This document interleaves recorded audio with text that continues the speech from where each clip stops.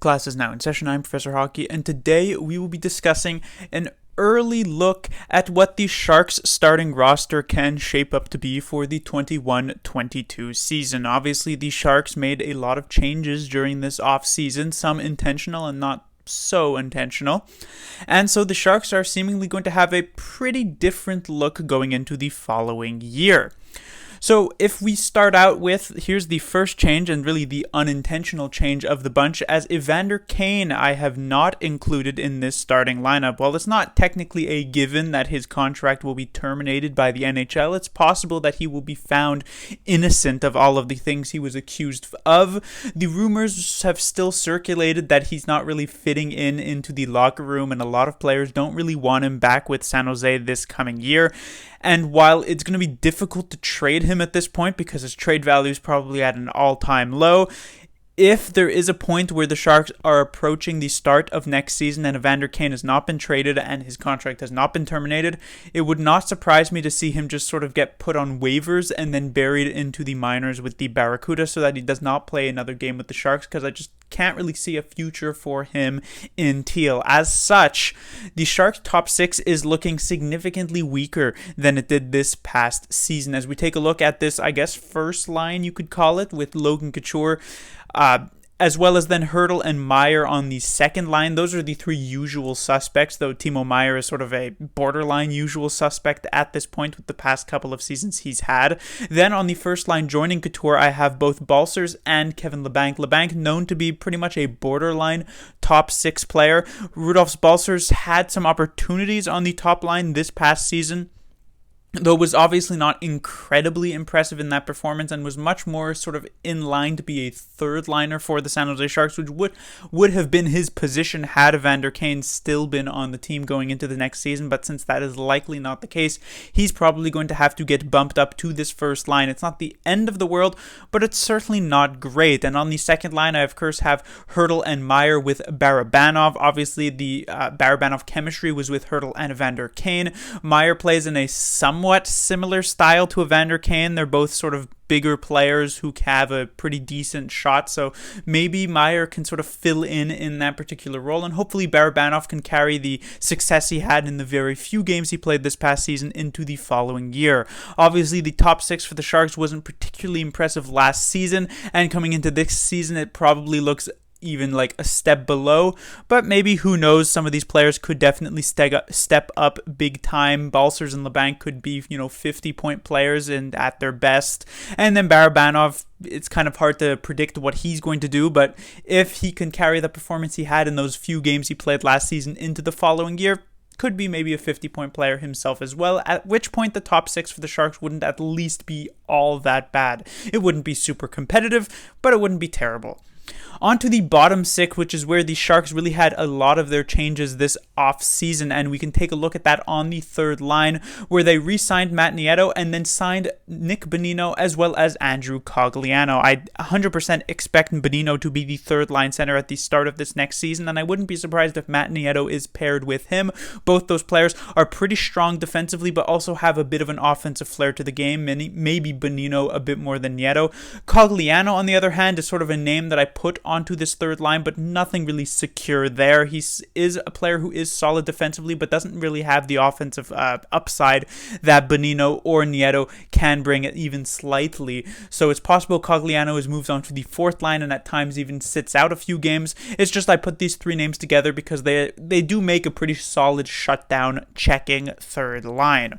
And then on the fourth line, I have Gambrell with John Leonard and Noah Gregor. Gregor not technically signed yet, but as a restricted free agent, I suspect he will be back with the Sharks coming next season. But the major thing that Doug Wilson emphasized this offseason, and one of the reasons why he went out and made a few signings and a few trades as well, was the sort of the fact of competition. He wanted these players to have to compete for a spot in the starting lineups, with each other, and he didn't want just, 2-3 players filling in one spot. He wanted 10 players filling in 2-3 spots. And that's sort of what he ended up with, as, a lot of these players who I have in the starting 12, like Gregor, like Cogliano, these are not necessarily players who are going to be playing 82 games on the year. As we move on to the players who could fill in, first off, we have Nick Merkley, picked up in a trade with the New Jersey Devils. I believe the Sharks traded Frederick Claesson, if I'm not mistaken. Merkley, a okay forward to play on a fourth line, so he's definitely a possible competition option.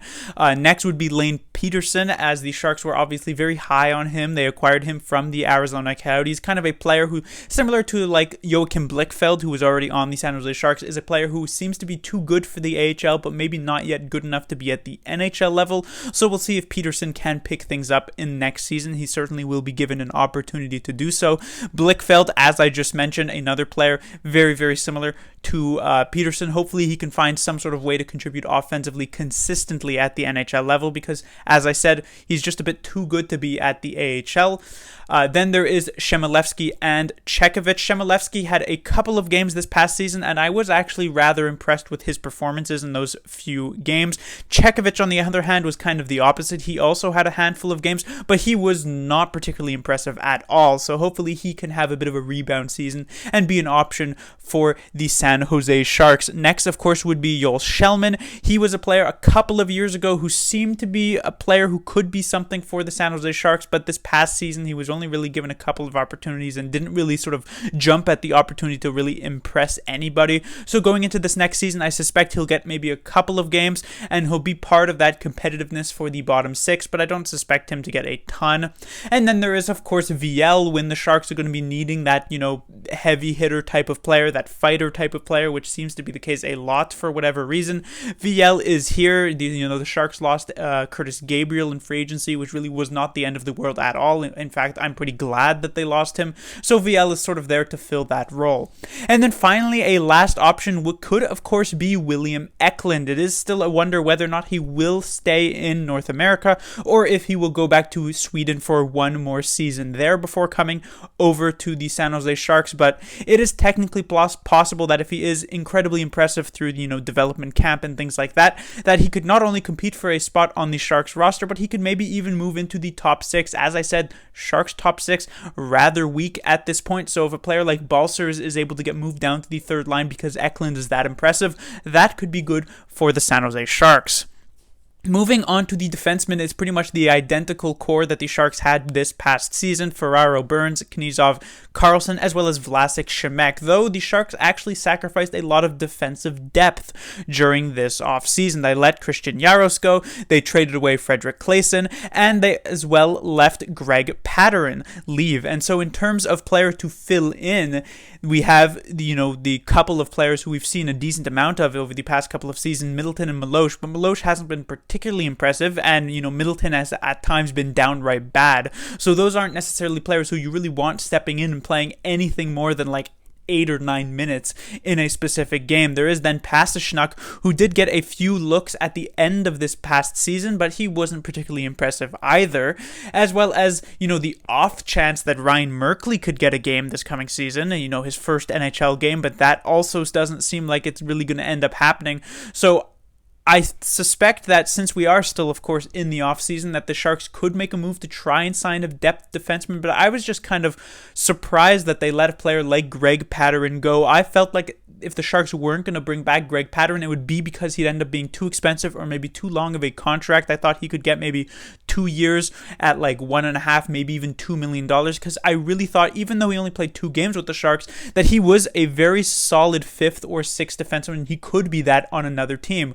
The other reason why I thought maybe he wouldn't come back to San Jose was to be on a playoff team, but instead he gets signed for 1 year at $750,000, so league minimum, and that's with the Anaheim Ducks, who have no better odds at making the Stanley Cup playoffs than the San Jose Sharks. So very surprised to see him walk away. Very surprised Wilson would let that happen, because the defensive depth definitely an issue this season, and the Sharks definitely did not have a shortage of cap space to be able to shore that up. So I suspect a move will be made over the coming few weeks, but I guess we'll see. And then finally, in the goaltending department, this is where obviously the Sharks underwent the biggest change, as not only was their starter swapped out, but their backup was swapped out, at least from the start of last season, and even their starting AHL goaltender was swapped out. Now the Sharks running with a duo of Hill and James Reimer, and their starting AHL goaltender, who could potentially move up if there is an injury, is of course Melnichuk.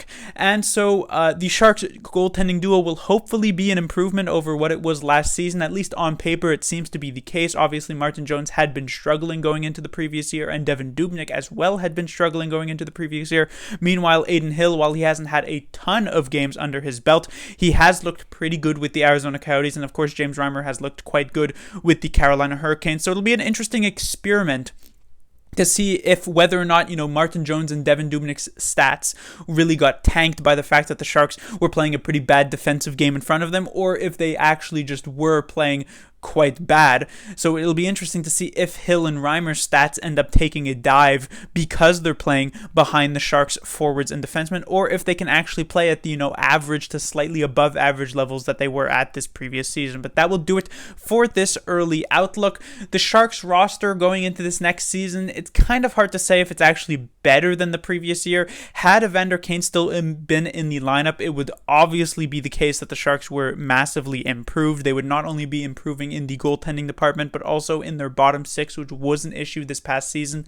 But the fact that they lost their, by all accounts, best player, who at least was their best player last season in Evander Kane, or at least are likely to lose him, it's definitely going to be a tough season to try and get back to the playoffs. But as I said in a previous video, maybe that's not the worst thing in the world. Maybe the Sharks could use another high overall pick.